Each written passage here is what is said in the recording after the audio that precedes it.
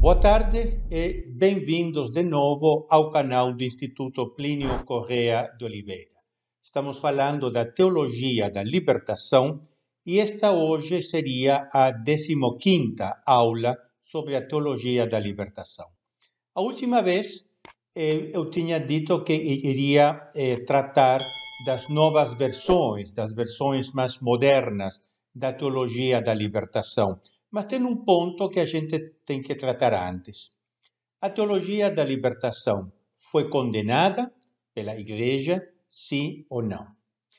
Durante o pontificado de Papa Paulo VI, a teologia da libertação praticamente teve campo livre, teve a porta totalmente aberta. Com a eleição de Papa João Paulo II, em outubro de 1978, as coisas começaram a mudar um pouco. Em janeiro do ano 79, poucos meses depois de sua eleição, teve a terceira reunião do CELAM. CELAM é a Conferência Episcopal Latino-Americana. É a reunião de todos os bispos da América Latina. Na anterior reunião, a segunda CELAM, que foi em Medellín, Colômbia, em 1968, tinha sido introduzida a teologia da libertação. Portanto, todos os olhos estavam fixos no que teria dito João Paulo II na terceira reunião do episcopado americano. Pois bem, ele desde o início foi muito claro que ele não ia tolerar algumas versões, pelo menos, da teologia da libertação. Isso que escreve um socialista fazendo a história da teologia da libertação, Diego Facundo Sánchez. Ele diz: bastaram alguns minutos da intervenção inaugural do Papa João Paulo II para ficar logo claro que tanto para a Igreja latino-americana quanto para a teologia da libertação se inaugurava uma fase completamente diferente. Esta reunião teve lugar em Puebla, no México. João Paulo II já começou logo de início condenando, e cito, as releituras do Evangelho que são muito mais resultado de especulações teóricas do que a autêntica meditação da palavra de Deus. Estas releituras do Evangelho, feitas pela teologia da libertação, causam confusão e se distanciam dos critérios centrais da fé na Igreja. O Papa criticou também muito a cristologia da teologia da libertação. Os senhores lembram que a teologia da libertação vê Nosso Senhor Jesus Cristo como um revolucionário, um revoltado. Ele diz: mostrar a Jesus Cristo como politicamente comprometido, como alguém que lutou contra o domínio romano, é a concepção de Cristo como político revolucionário, como subversivo de Nazaré, não se compagina com a catequese da Igreja. Quer dizer, não está de acordo com o magistério da Igreja. Ele condenou também ao imanentismo historicista. Lembram aquele erro teológico que faz confusão entre o plano sobrenatural e o plano natural. E ele diz: afirmar que a libertação política coincide com a salvação de Jesus Cristo é errado.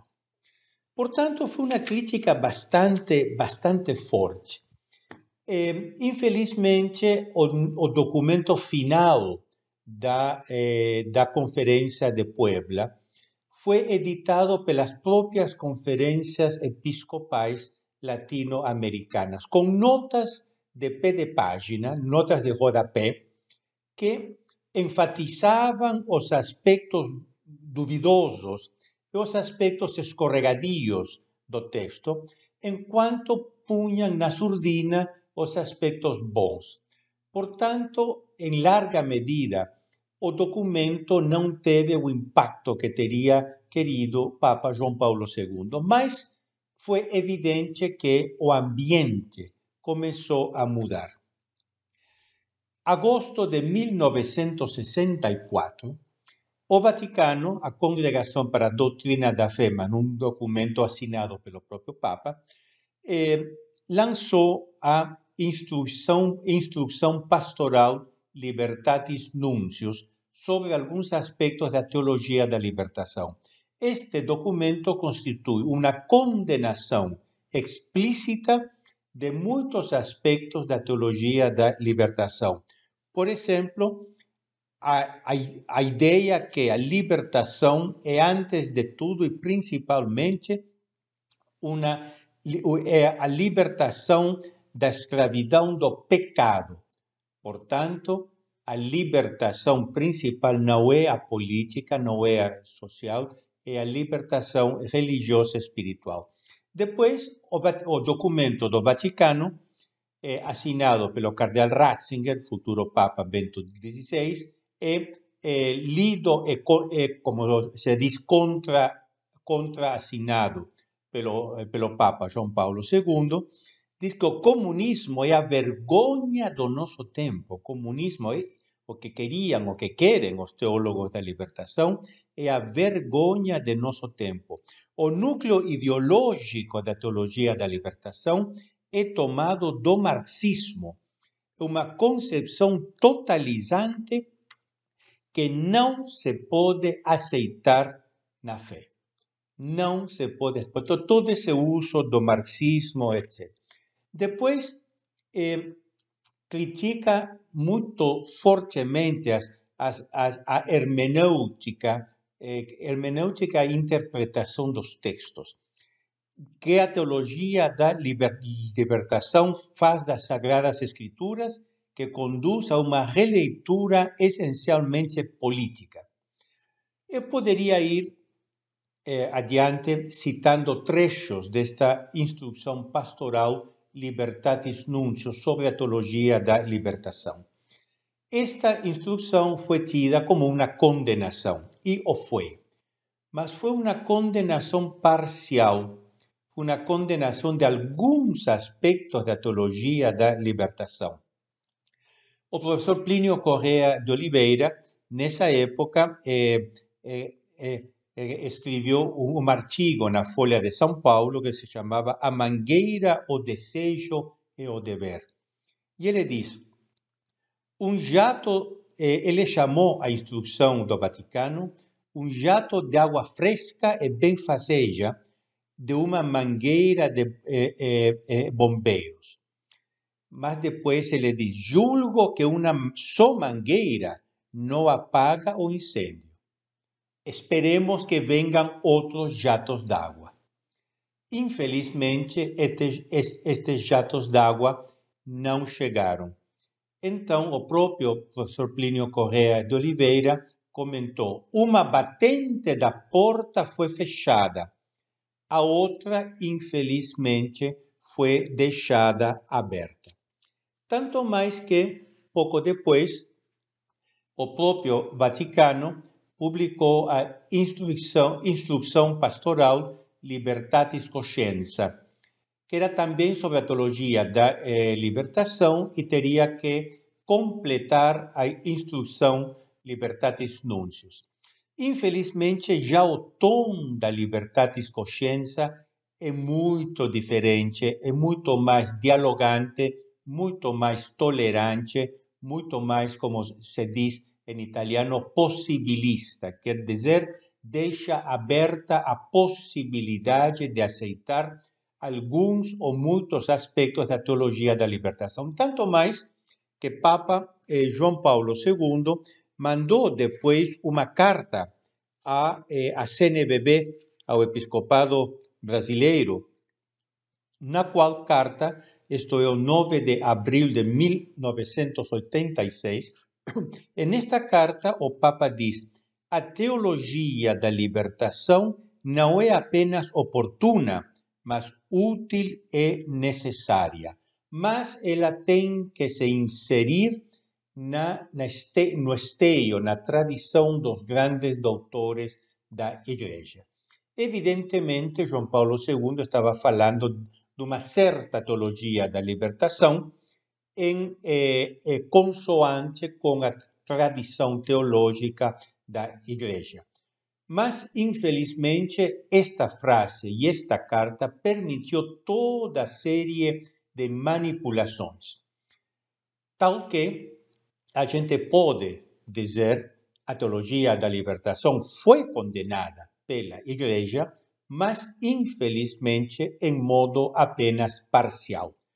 Como diz Plínio Correa de Oliveira, uma batente da porta foi fechada, a outra foi deixada aberta. De aí teve vários processos contra alguns teólogos da libertação. Leonardo Boff, por exemplo, ele foi chamado a Roma para se explicar sobre as suas doutrinas, especialmente o livro Igreja, Carisma e Poder.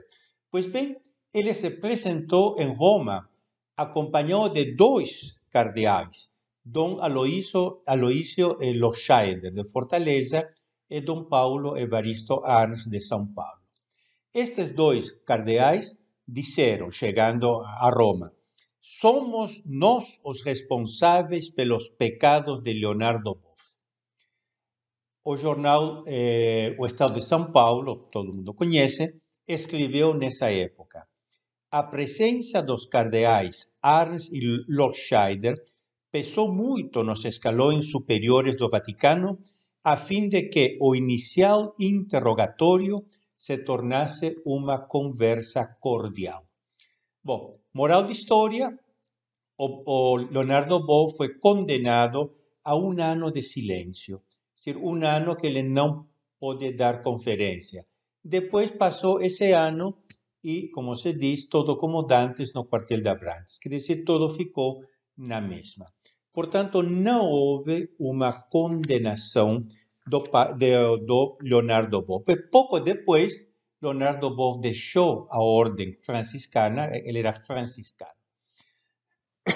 Perdão, um pouco diferente foi o irmão dele, Frei Clodovis Boff.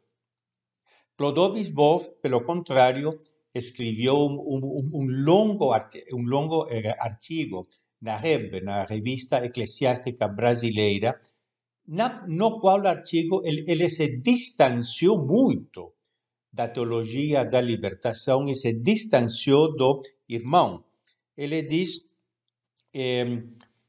que a teologia da libertação cometeu um erro fatal, que foi colocar o pobre como primeiro princípio operativo da teologia. Bom, aí ele diz outras coisas.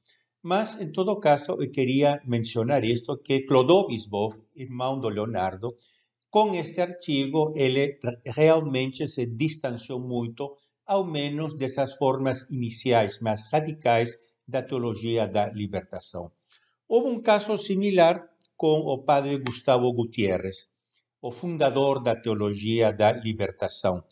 Ele foi chamado ao Vaticano várias vezes, teve que se explicar, ele teve que escrever um prefácio ao livro dele, Uma Teologia da Libertação, que com o título Olhando Longe, quer dizer, olhando para longe, no qual ele teve que fazer um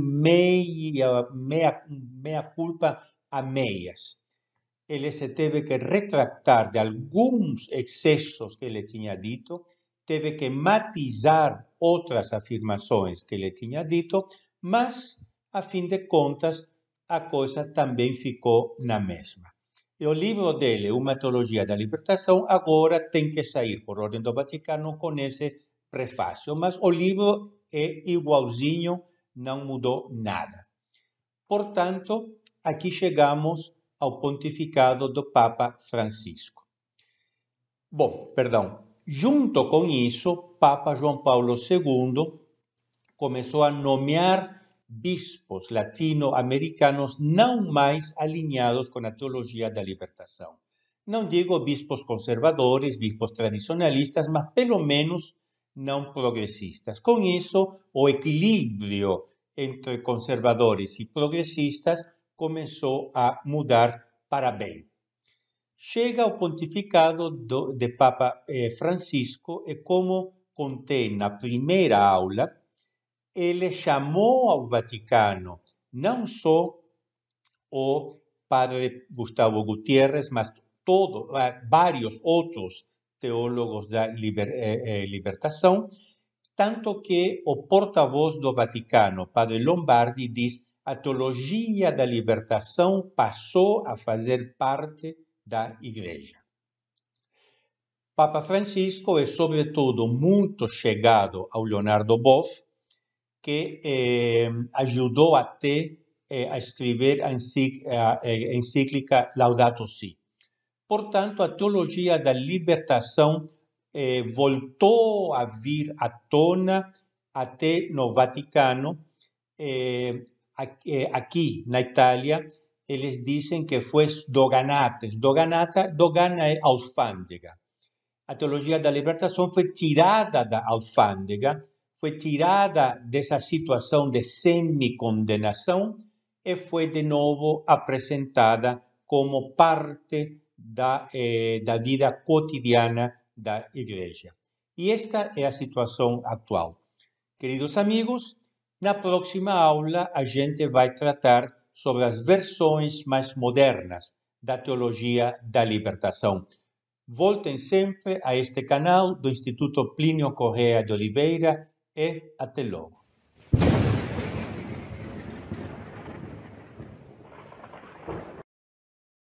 Chegamos ao final de mais um vídeo. Aqui ao meu lado estão aparecendo alguns vídeos recomendados.